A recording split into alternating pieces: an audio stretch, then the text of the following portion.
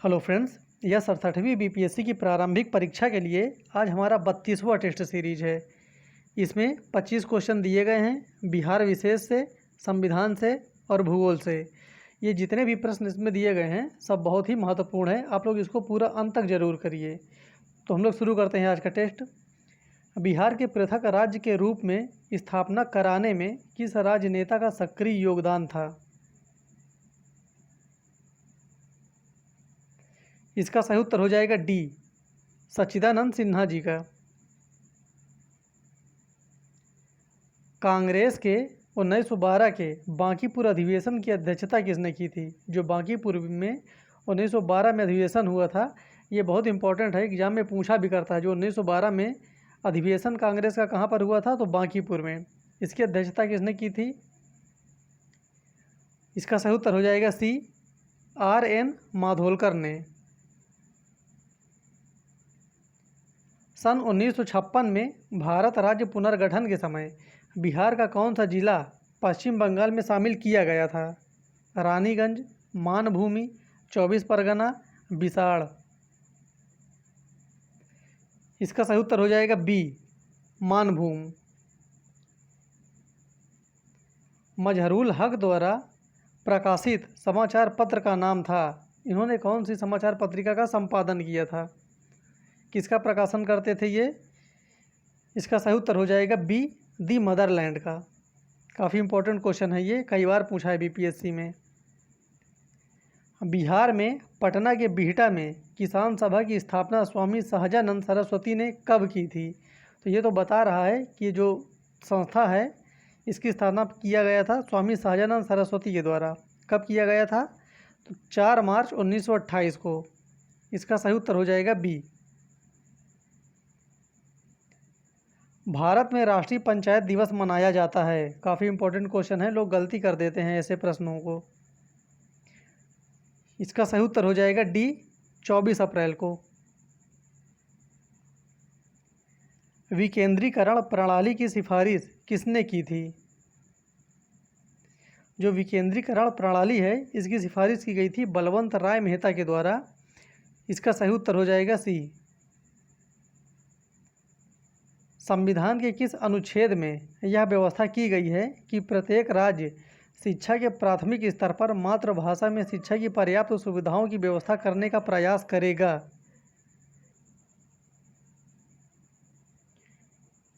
इसका सही उत्तर हो जाएगा सी, अनुच्छेद 350 का में या 350 ए में ये व्यवस्था की गई है।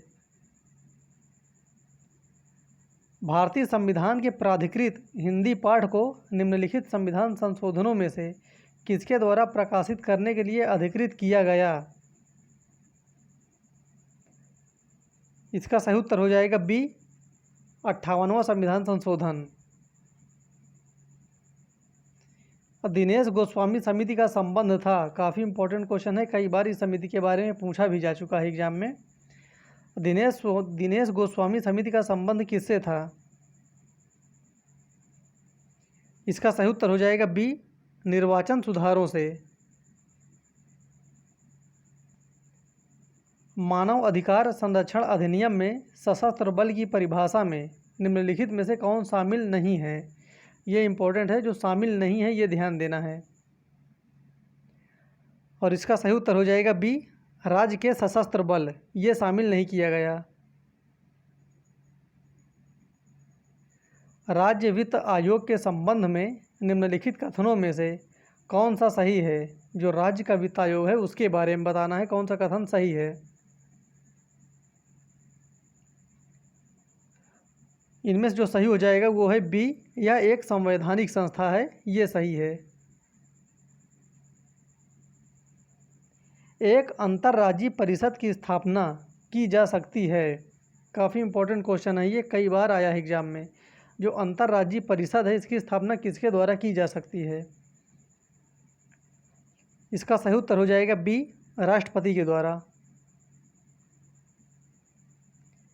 जब सर्वोच्च न्यायालय किसी व्यक्ति अथवा संस्था को उसके दायित्व के निर्वहन हेतु लेख जारी करता है तो उसे क्या कहते हैं?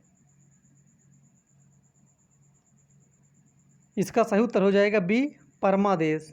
परमादेश जारी किया जाता है सर्वोच्च न्यायालय के द्वारा। निम्नलिखित में से कौन से मामले उच्च न्यायालय और उच्चतम न्यायालय की अधिकारिता में आते हैं? दोनों के अधिकारिता क्षेत्र में आते हैं। और ये हो जाएगा मूल अधिकारों का प्रवर्तन। इसका सही उत्तर हो जाएगा सी।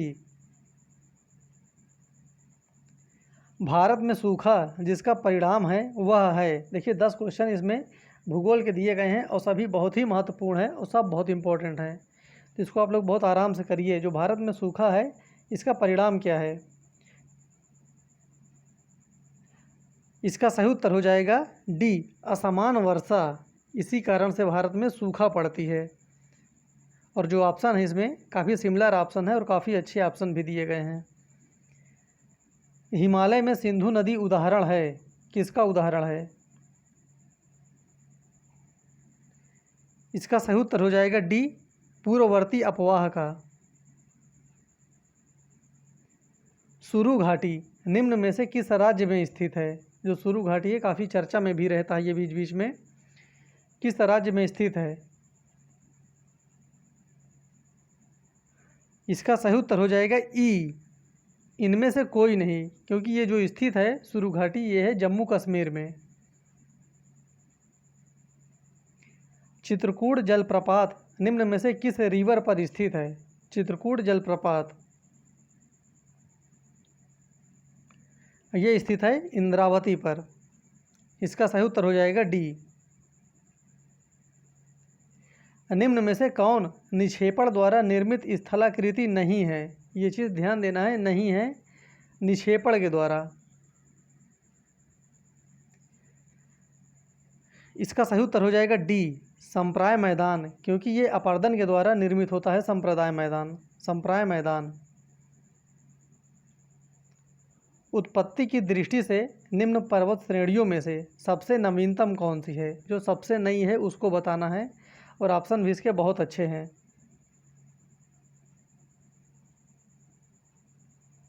इसका सही उत्तर हो जाएगा डी, पटकोई श्रेणियाँ। इन चारों ऑप्शन में पटकोई श्रेणियाँ सबसे नवीनतम हैं।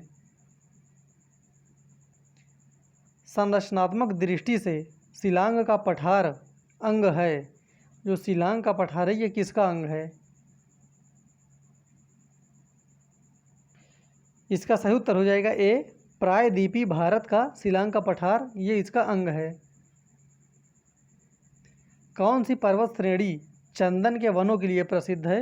बहुत इंपॉर्टेंट क्वेश्चन है ये। चंदन के वनों के लिए कौन सी पर्वत श्रेणी प्रसिद्ध है? नीलगिरी पर्वत श्रेणी, कार्डमम पर्वत श्रेणी, पालिनी पहाड़ियाँ, मलय पहाड़ियाँ। और इसका सही उत्तर हो जाएगा डी, मलय पहाड़ियाँ। ये चंदन के वनों के लिए बहुत प्रसिद्ध है भारत में। मालदीव मिनिकॉय किस चैनल द्वारा अलग होते हैं? ये दोनों किस चैनल के द्वारा अलग होते हैं? इसका सही उत्तर हो जाएगा सी, 8 डिग्री चैनल के द्वारा।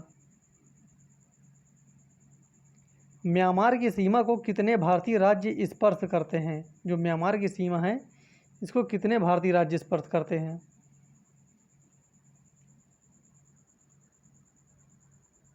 इसका सही उत्तर हो जाएगा बी, 4 राज्य।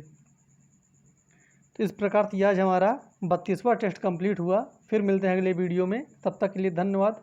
और किसी को कोई भी डाउट हो किसी क्वेश्चन में तो वो कमेंट बॉक्स में कमेंट कर सकता है, उसका उत्तर दे दिया जाएगा। धन्यवाद।